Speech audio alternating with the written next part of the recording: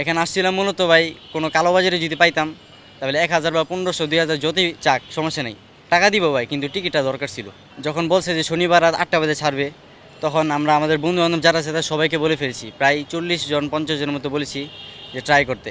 হতাশা নিয়ে ভাই আসছিলাম বাফু পেতে, প্রায় 3বার এসেছি এই পর্যন্ত ভাই। আজকে আমাদের ক্লাস বাদ দিয়ে আমি এসেছি, এই প্রথম ভাই বাংলাদেশে কোনো ফুটবলের প্রতি এত আগ্রহ করছি। এখন বাংলাদেশে ক্রিকেটও হতাশ করে, ফুটবল হতাশ করতেছে। যখন শুনতে পাই যে হামজা চৌধুরী, ফাহমিদুল, তাদের মতো এত অভিজ্ঞ প্লেয়ার, ইউরোপের অনেক ভালো ভালো প্লেয়ার আসছে বাংলাদেশে খেলার জন্য, আমরা এই কারণে অনেক চেষ্টা করছি যে খুব কম সিট সম্ভবত পাবো না।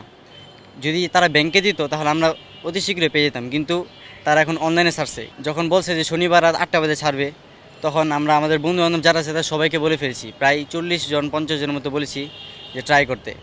কারণ আমি যদি একা যদি যাই স্টেডিয়ামে তাহলে আমি কোনো মজা পাবো না ভাই। আর এখন আমাদের বন্ধু বান্ধব বলা শেষ হয়ে গেছে, কিন্তু ভাই কেউই টিকিট পাইনি ভাই। হতাশা নিয়ে ভাই আসছিলাম বাফু পেতে, প্রায় 3বার এসেছি এই পর্যন্ত ভাই। আজকে আমাদের ক্লাস বাদ দিয়ে আমি এসেছি।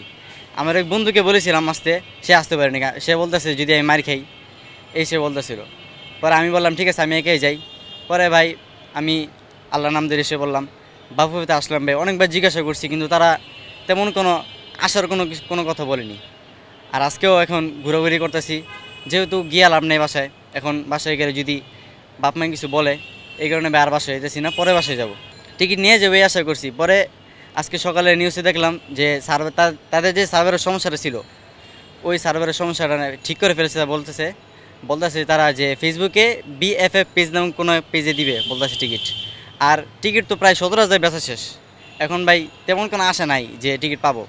তারা আবার সকালবেলা নিউজে দেখলাম যে তারা বলতেছে গেলার স্টেডিয়ামের বাইরে তারা নাকি দর্শকদের জন্য ব্যবস্থা করবে, আবার 8টা বিভাগে তারা এরকম ব্যবস্থা করে দিবে বলতেছে।